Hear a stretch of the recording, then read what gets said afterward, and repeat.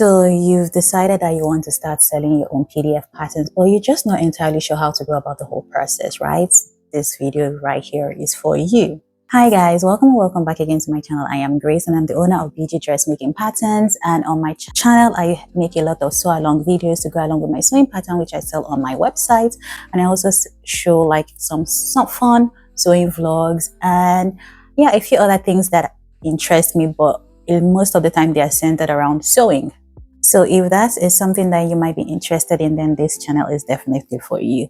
However, for today's video, it's going to be slightly different, and it's because this is something I wish I knew when I started making sewing patterns like 2 years ago. But I just literally had to wing it and just go off with the little resources I could find here and there. But I'm going to create a playlist that is going to contain every single thing you would need to start a sewing pattern business. Okay, so like I said, I'm going to divide it into the series, right?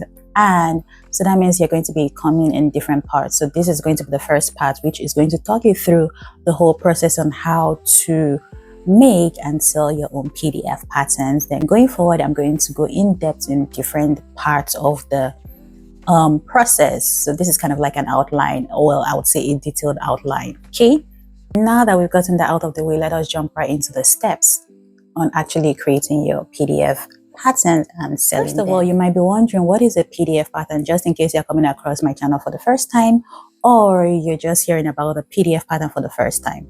Okay, so a PDF sewing pattern is basically a template which a pattern designer, a sewing pattern designer, creates for the user to download, print out, and use in making their own outfit. So the pattern designer is not in charge of making the dress or the garment. The pattern designer is only in charge of creating the templates being used to make the garment. And most of the time, you aren't allowed to actually use the PDF patterns for commercial use. However, if you own a small business and you probably want to make like a few pieces, I think it is usually best to reach out to the pattern designer to ask and confirm if it is okay for you to use and sell, because most of the time these patterns are not made for you to actually use and sell or resell, if that makes sense. Now that I've gotten that disclaimer out of the way, let me go further to explain what a PDF pattern is. So I, a pattern designer, will think of a design, make a PDF pattern of said design, make it into different sizes depending on the number of sizes I choose to use, create a template for it, which is a soft copy for it. It comes with a lot of information, which I'm also going to talk about in this video. And I upload it to my website or wherever, any marketplace. Some people upload on Etsy as well, and in different places, Makeries, Gumroom, like a bunch of other places you could upload your PDF pattern. Then you look, then buyers see it, they find your design interesting enough, or they like your design and they pay to get that template, which is the PDF pattern. They go home, print it out at home, or go to a copy shop, print it out at a copy shop, cut it into their desired size or choice, and sew it out.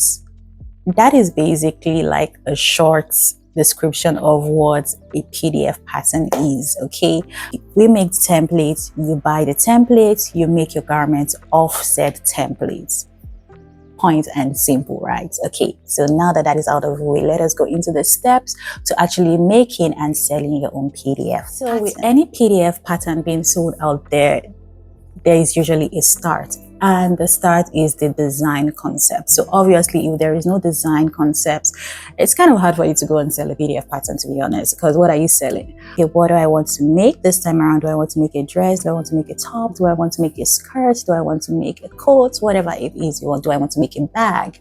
Okay, now once you've thought about that, you then decide on the design concept, like what details do you want the said design to have. So to make things simpler, let me use a skirt. So let's say we want to make the Mila skirt, right? So what are the pieces you would need to use to make that? Obviously, you would need to sketch your design out first, which is usually the best thing to do because you don't want to like forget the design later on. I have like a notebook where I sketch all my designs, so that way I never forget what I want to sew. Like, I have designs I sketched like years back that I still haven't made, but that doesn't mean I'm not going to go back to them. I might just modify them a bit. Okay, so now that you've sketched your design, now it is time for you to think about the pieces of said design. So now we're talking about the Mila skirt, right? So do you want to have it lined, or don't you want to have it lined? So if you don't want to have it lined, what are the pieces you would need to make that design? Okay, so obviously, for the skirts, you need the front pieces, you need the back pieces, and you need the waistband if you are using a waistband. Now you've gotten that out of the way. So now what are the pieces you need for the front? Obviously, you need pieces for the front. And if you're making like a very simple skirt, you might not need a lot of pieces. You might just need 1 or 2 pieces. If you're making like a complicated skirt, you might need a few more pieces for it. At this point, you also decide if your skirt needs a dart or not. I mean, most skirts would need a dart, especially if they are fitted on you, but if they are loose, like the Jasmine maxi tiered skirt, obviously you wouldn't need a dart for that. But now that you've gotten that out of the way, you need 2 pieces, which is the center front and the side front pieces for the front Mila skirt. We've gotten that out of the way. Now let's move on to the back. For the back, what pieces would you need? Obviously, you would need your center back and side back pieces. Then you design that. Now it's not left for you to decide how you want it to look. Okay, so for the Mila skirt, I wanted it to have a back dart, and I created the back dart for it. At this point, it's also good for you to decide if you want the zip to be at the back or at the side. So if you want the zip to be at the back, you obviously know that you'll be creating a slit at the center back where you're going to insert the zip. However, if you do not want the zip to be at the back and you want it to be at the side, you could decide to create a cut on fold to make it easier for you to just cut your piece on fold, and there is no slit at the back, just like there is no slit at the center front of the Mila skirt. The Mila skirt has a demarcation at the center back because you need to put your zip there. So now that that is done, we already have the front and the back skirt pieces. Keep in mind that the Mila skirt doesn't have any lining, so we're not going to create a lining pattern piece for that. Now, the Mila skirt has a waistband. Okay, so you'd obviously need to create a pattern for the waistband. So you'll be thinking about how many pieces do I need to create that? When you're making a waistband for anything, be it a skirt or a trouser, you need 2 pieces. You need the waistband and the waistband facing.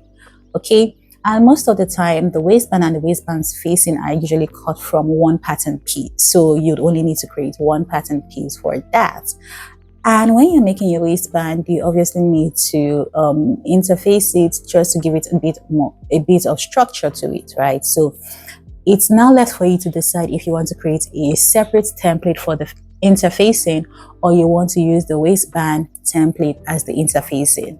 As for the Mila skirt, the template for the waistband is also the template you need to cut out the interfacing. So you have 1 piece of the waistband that you're going to use to cut 3 pieces, which is going to be the waistband facing, and the interfacing for the waistband. And voila, your pattern pieces are done. Sounds very easy, right? It really is when you really think about it, even though there's still a lot of things that go into it. Now that I've already talked about you designing the garment you would want to create the pattern for, we've talked about the number of pieces you would need to do that. Let us move right into actually making the piece. So in sewing, when you are making your pattern piece, we call it drafting a pattern. So when you're creating your PDF pattern, you could draft your pattern, your base pattern. So a base pattern is the size you decide to create the pattern on first before you grade it into different sizes. So I usually go for a UK 8 because that is what I wear on from my own size chart. It could vary depending on the designer's size chart. So it is always very important for you to create your own size chart as well before you actually go into creating PDF patterns. If you don't know how to create your own size chart, I would recommend you either use your own body as a base size, which is going to be the size you're going to draft your pattern on, or you could go online and find different size charts and use. Once you've figured out the size chart and your measurements, you draft the pattern. So when drafting your pattern, you could do it in 1 or 2 ways. Okay, so you could draft your pattern by using a paper. I actually shuffle between the two. I mean, like last year I used to draft all my patterns using the Adobe Illustrator, but recently I've been enjoying drafting my pattern on paper. So this year I've been drafting most of my patterns on paper. So like I said before, there are 2 ways you could draft your pattern. You could draft it on a piece of paper, which is like this here. I drafted this one on this paper. This has been drafted on a paper. Or you could draft it on your Adobe Illustrator, you print it out, tape them together and cut like this one here, which is... So these 2 patterns are patterns I'm currently working on. So once you've drafted your pattern, now it's next to go on to the next step. So if you draft your pattern on the Adobe Illustrator, you can skip this next step and just go to the other step I'm going to talk about. However, if you draft it on a piece of paper, you would need to find a way to upload it onto your computer and work from there, because a PDF pattern is sold online. So that means people buy it unless you are making a paper pattern. And even making a paper pattern, you still need to upload it to your computer and work on it before you actually print out the paper and ship out. Either way, you still need to upload it into your computer and do what we call digitizing. So digitizing is basically taking your hard copy, which is this right here, this one I created, and making a soft copy of it, which will be easier for you to print out and paste together to create this. Now, if you're choosing to digitize your pattern, I'm going to make a different video going in depth on how to digitize your pattern. So now that you've gotten that out of the way, you've either made your pattern on Adobe Illustrator or you've made your paper pattern and digitized it. Now let's move on to the next step. So the next step is to create different sizes for that. If you are a PDF pattern designer, you would want to create a pattern design in different body shapes, because we aren't a one-size-fits-all. We have different body types and different sizes, so you need to accommodate for as many sizes as you can. For the BG dressmaking pattern, all my patterns come in 8 sizes. There are some pattern designers that come with less sizes or more sizes, so it depends on you. So now, creating those different sizes is called grading. Okay, so you grade from your base size, which is the size you initially created on your paper pattern or your on Adobe Illustrator, and grade into different sizes. So for example, the BG dressmaking pattern comes in UK size 6 to UK size 20, and my base pattern size is a UK 8. So that means I'm going to be grading up from a UK 8 to UK 20, then grading down to a UK 6. Okay, so if your base size is a UK 6, all you need to do is to grade up to whatever size, or grade down if you have something lower than a UK 6. Grading a pattern is actually not as easy or as complicated as you might think. It just depends on what you are grading. Okay, so like I said, this is going to be a mini series, so it's going to cover all this in the nearest future. So subscribe to the channel if you actually want to. Stay tuned and get notified when I upload those videos as well. So now we are done grading our patterns. So what's next? The next step is to then put in the informations you need for each pattern piece. So you need to label them basically. So for example, you can see this one is my pocket piece, so I labeled it pockets cut ×4 because I'll need 4 pieces of this. Labeling it just makes it easier for you as well as the buyer to cut out the accurate size and number of pieces they will need for each pattern piece. So for example, this here is going to be my reversible puffer vest, and like I'm saying here, you would need to cut out 4 pieces of that. You need to cut out 4 pieces, then also cut out the button. So like you see, I've already labeled this. You would also need to add arrows. I didn't add arrows to these because I know how to cut it, but when you're actually creating the final product, you need to add arrows to certain places so that it helps the buyer know how to cut, because the arrow shows you the directionality of where you should cut your pattern piece. Then you could also go ahead to add your logo and a few other informations that the pattern pieces would need, like maybe indicating that this is the side seam, this is the waistline, this is the neckline, blah blah blah, and all that information that you feel like your pattern pieces should need when getting them ready out to be sold. Now we are done with the whole labeling of your pattern piece. Now it is time to put them in different formats. So I mean, there is now the projector file, but I still don't currently use that. So I currently use A4, A0, and US letter size. So you're going to put them into all those formats. So the A4 paper is usually for people in most parts of the world, to be honest. Then US letter, I think I might be wrong, but I think it's maybe commonly used in the US. Then the A0 pattern size is a very, very big piece of paper that you can either print at the copy shop or you can print at home if you have that A4 copy printer. We aren't done yet, because I mean, okay, fine, you've printed out you've made your PDF pattern, but how do your buyers know how to construct the pattern? That is where instructions come in play. So now it is time for you to create your instructions. So at this point, you could create your instructions using illustrations. I'm really not a fan of, it's a personal preference of mine, I'm really not a fan of illustrations because I feel like I don't get to understand them as much as I would with a picture from the actual garment being made, because with the picture you're seeing it live with the different textures and different folds and everything.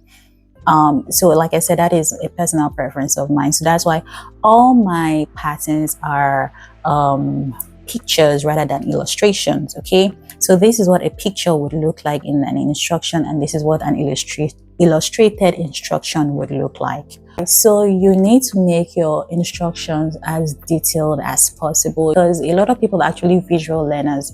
Yes, they might read the directions or the steps you give them, but most people gravitate towards pictures more. So make sure that the writings are very detailed.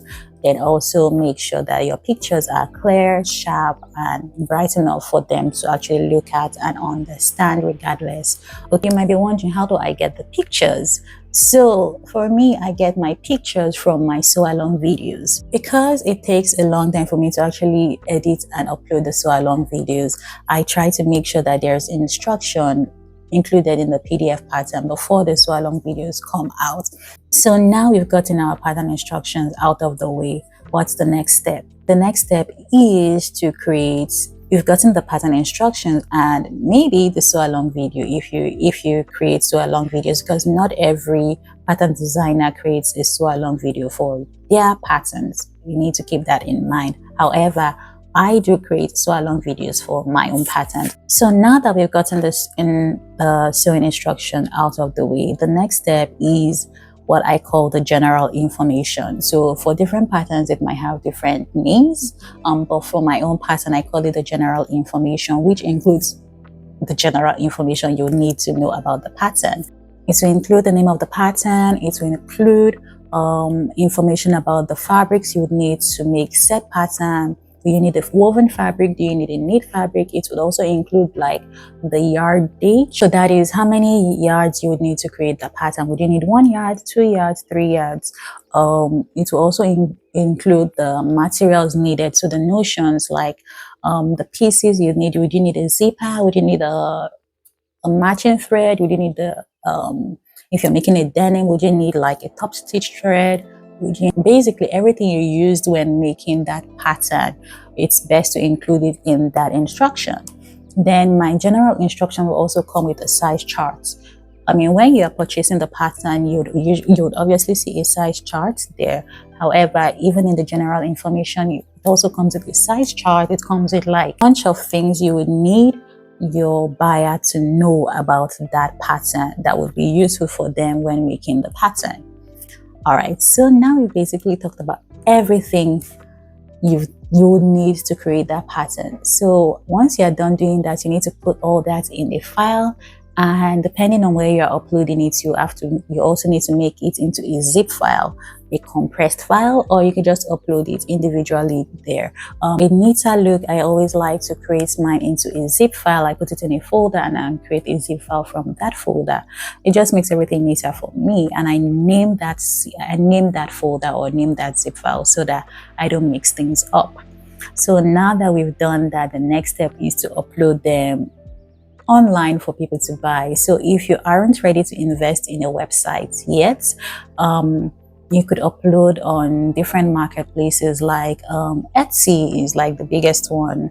You could upload on Gumroad. You could upload on Makerist. Those are the ones I know of right now. I did hear about Selfie. I'm not sure how to pronounce that, but I have not looked at it before, so I'm not sure. And if you want to take it a step further, you could also create your own website. Obviously, when you're uploading, you need to take pictures, so you try your best to take as many pictures as you need, then create a thumbnail, because I have like a coherent thumbnail for my pattern pieces. So here are some of my thumbnails. You'll create a thumbnail for them and upload, and voila, it's done.